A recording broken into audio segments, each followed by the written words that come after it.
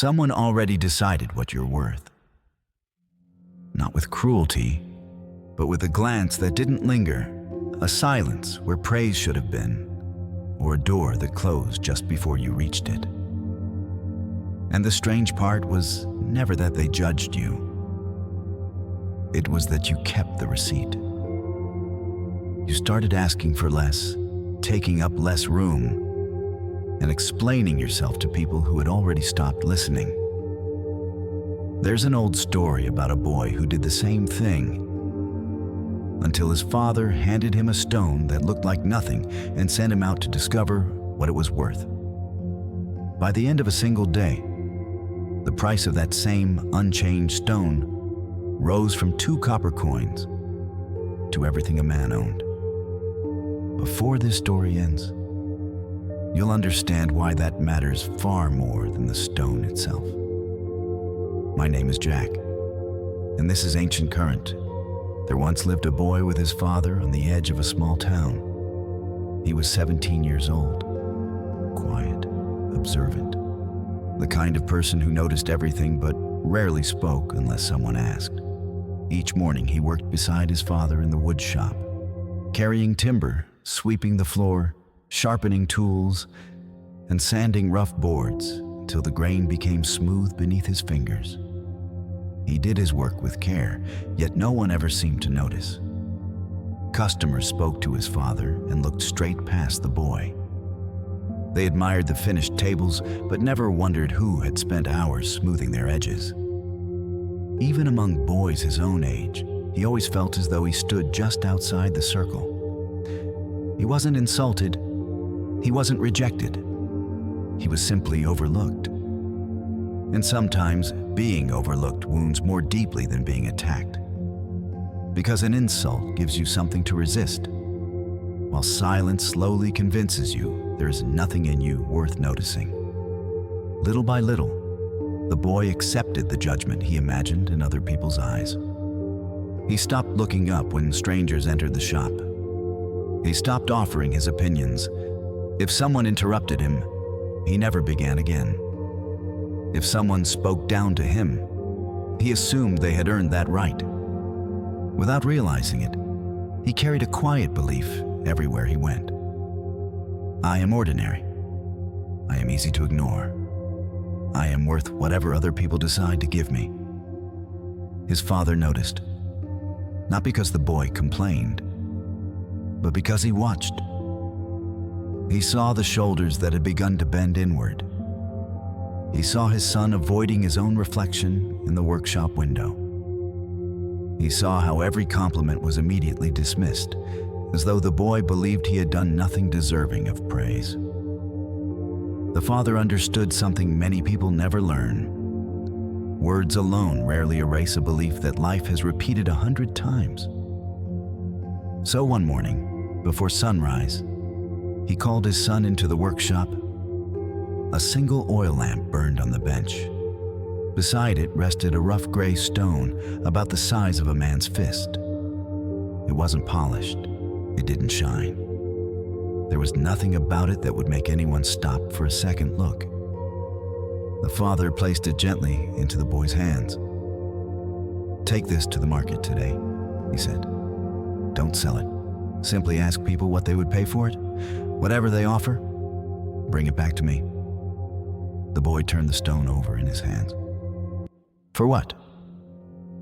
His father smiled. "Go and see what they say." The boy wrapped the stone in a small piece of cloth and began the walk into town, still wondering why anyone would care about something that looked so completely ordinary. The marketplace was already alive when he arrived. Merchants called out prices from wooden stalls. Fish glistened on beds of crushed ice. Bright fabrics snapped in the morning wind, and the air carried the smell of spices, smoke, fresh bread, and too many people gathered into too small a space. The boy found an empty place between a woman selling radishes and a man sharpening knives. He spread the cloth on the ground and placed the stone in its center. For a long while, no one stopped. People walked past without noticing it. Some stepped around the cloth. Others barely glanced down before moving on.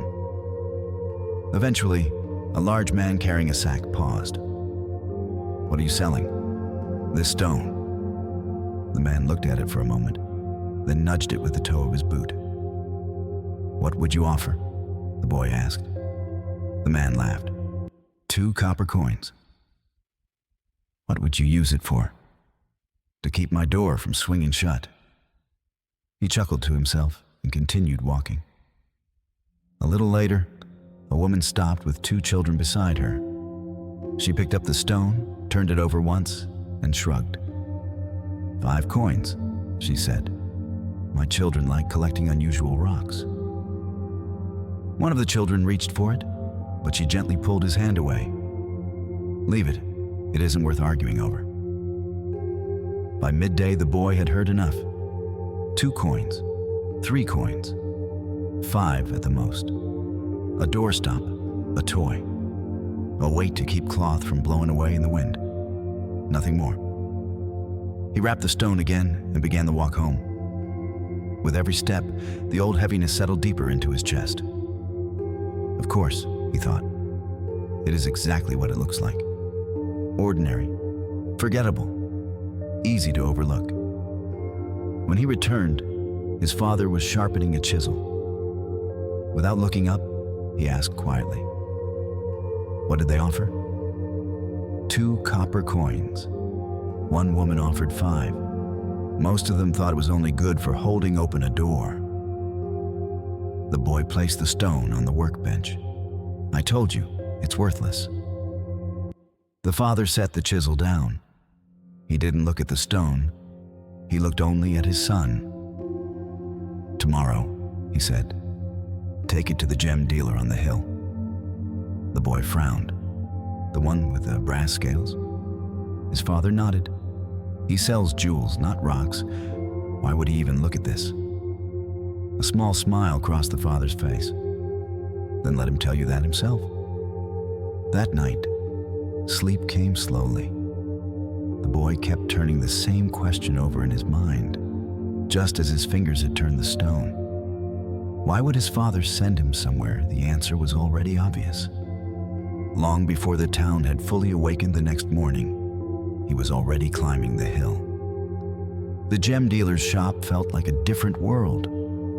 The noise of the marketplace faded behind him, replaced by silence. Glass cabinets lined the walls, each one holding stones of deep crimson, emerald green, sapphire blue, and clear crystal that caught the morning light and scattered it across the room. Behind the counter stood a thin man with silver hair and a jeweler's eyepiece hanging from a cord around his neck.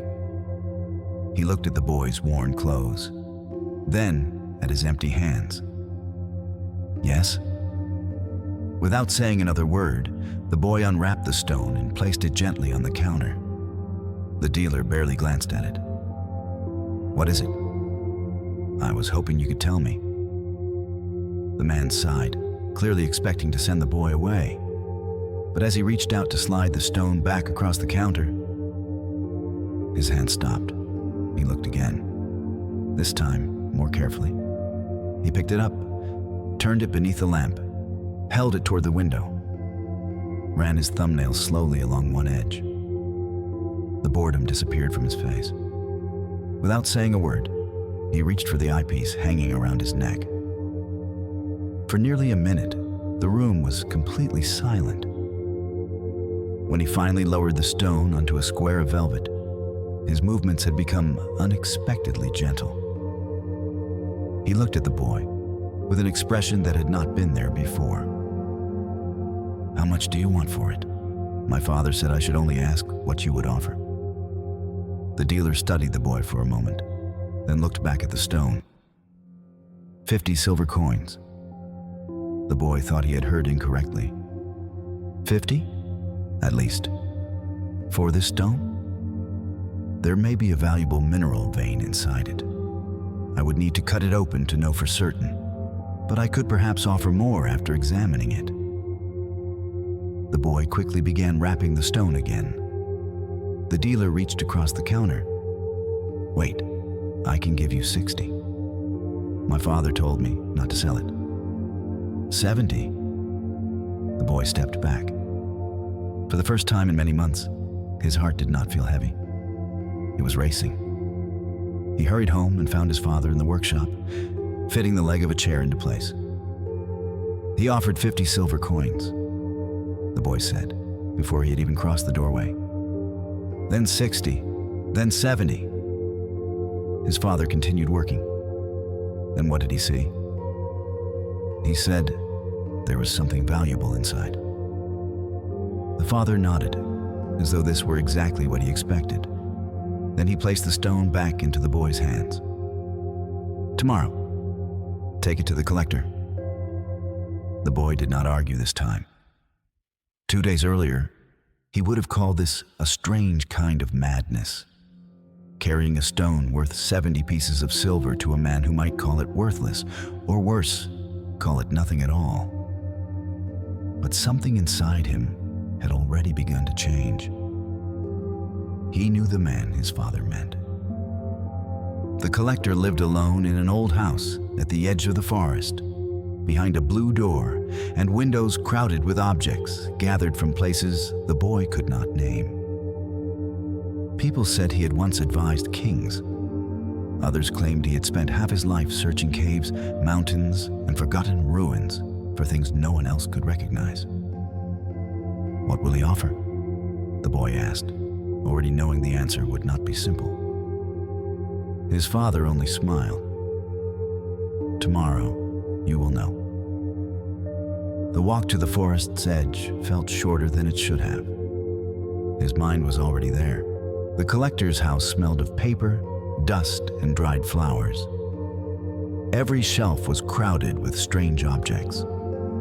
Shells larger than the boy's head, ancient coins, animal bones, feathers in colors he had never seen, and stones shaped by rivers, fire, and time. The old man who opened the blue door had wild white hair and eyes that seemed to examine everything at once. The boy placed the wrapped stone on a large wooden table. My father asked me to show you this. The collector pulled away the cloth. He did not speak and he did not touch the stone. Instead, he walked around the table once, then again. He bent close to it, moved toward the window, and returned carrying a lamp. The boy watched the old man's face. At first there was concentration, then disbelief, then something the boy had not expected, reverence. The collector's hands began to tremble. Where did you find this? My father gave it to me. Does he know what it is? I don't know. The collector finally touched the stone, using both hands, as carefully as though he were lifting a sleeping bird. This formation takes thousands of years to develop, he whispered. I have seen only 2 others in my lifetime. He turned it toward the light. Both are in the collections of emperors. The boy could barely speak. How much is it worth? The collector looked at him. I could give you every coin I own. He glanced around the room. Every object in this house? Then he gently placed the stone back on the table. And it would still not be enough. For a long moment, neither of them spoke. The room itself seemed to grow quieter. The boy wrapped the stone more carefully than before, as though he were no longer carrying a rock, but a question whose answer had changed 3 times, without the stone changing even once. Outside, the late afternoon sun had turned the road gold. Autumn leaves drifted slowly from the trees. He had walked this path many times, but that day he'd noticed everything: the clean air, the sound of branches moving, the warmth of the stone through the cloth, and something else. The weight he had carried in his chest for so long had begun to loosen. His father was sitting on the porch when he returned. 2 cups of tea rested beside him. The boy sat down and placed the stone between them. For a while, Neither of them spoke. Then the boy said, "The collector called it priceless." His father lifted his tea and watched the steam rise into the evening air. What did the people in the market call it? A doorstop. And the gem dealer? He offered 70 silver coins. And the collector? Everything he owned. The father looked at the stone. The market saw something common. The dealer saw something valuable. The collector saw something almost beyond value. Then he turned toward his son. But the stone never changed. The boy stared at the same rough gray surface, the same marks, and the same weight. It had not become more valuable on the hill. It had not transformed inside the collector's house. It had been the same stone when the man in the market nudged it with his boot. 2 copper coins, 70 pieces of silver, everything a man possessed. Priceless. The only thing that had changed was the ability of the person looking at it. His father leaned closer. "Do you understand now?" The boy did not answer immediately. Then he looked down at the stone in his lap, and suddenly, he did understand. Every day, he had been carrying himself into the marketplace. He had been presenting his heart to people who had no idea how to recognize it, offering his effort to those who noticed only what was useful to them, and waiting for careless eyes to confirm that he mattered. And when they gave him little attention, little respect, or little love, he accepted their offer as his price. He carried their judgment home. He repeated it in his own mind. He allowed people who had barely looked at him to define what he was. His father rested a hand on his shoulder. "Stop asking the wrong people your value." The words entered the boy more deeply than any praise could have, because his father was not telling him to find someone who would offer more. He was telling him to stop placing himself for sale. Now listen carefully. You have been to that market too. Perhaps you are still standing there, holding out your kindness to someone who treats it as weakness, offering loyalty to someone who assumes you will always remain, working harder for people who only notice the moment you stop, or explaining yourself to someone committed to misunderstanding you. And each time they offer you less than you deserve, you wonder whether that is all you are worth. But the market's offer was never the truth about the stone. It was only the truth about what the market could see. The man who wanted a doorstop was not lying. That was genuinely all he knew how to recognize. The gem dealer saw more because he understood more.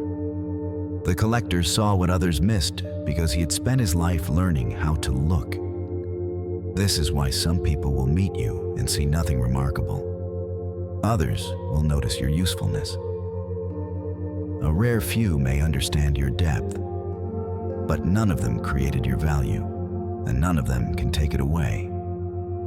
You may need to leave rooms where you are repeatedly diminished. You may need to stop explaining yourself to people who benefit from misunderstanding you. You may need to walk away from the market, even while voices behind you insist that no one else will ever offer more. But remember this: leaving the wrong market is not enough if you carry its price inside your mind. You can escape the people who underestimated you and still spend years repeating their judgment in your own voice. That is why the final lesson is not about finding the right collector. It is about no longer needing to be collected. Your worth cannot depend upon the arrival of someone wise enough to recognize you, because even admiration can become another marketplace if you cannot stand firmly without it. The final room is inside you. The final pair of eyes is your own. Set the old price down. You are not the attention someone refused to give you. You are not the opportunity they denied you. You are not the relationship in which you were treated as replaceable. You are not the silence that followed when you needed someone to speak for you. You are not 2 copper coins. You are not 70 pieces of silver. You are not even the priceless object the collector believed he saw. You are something no offer can contain, something shaped quietly by time, endurance, loss, patience, and everything you survived without applause. And perhaps the reason some people could not see your value was never that you had none. Perhaps they simply did not know what they were looking at. So stop asking the wrong people. Stop standing in front of closed eyes, begging to be seen. Stop carrying other people's limitations as evidence against yourself. The stone never changed, and neither did your worth. Only now you are finally learning how to see it. If this story brought someone to your mind, do not chase them for another answer. Ask yourself a better question. What part of me have I been pricing through someone else's eyes? Leave one word in the comments for the belief you are ready to put down. Not the whole story, just one word. We tell one story each week. Stories for the parts of you that the world moves too quickly to hear. Until next time, be gentle with yourself.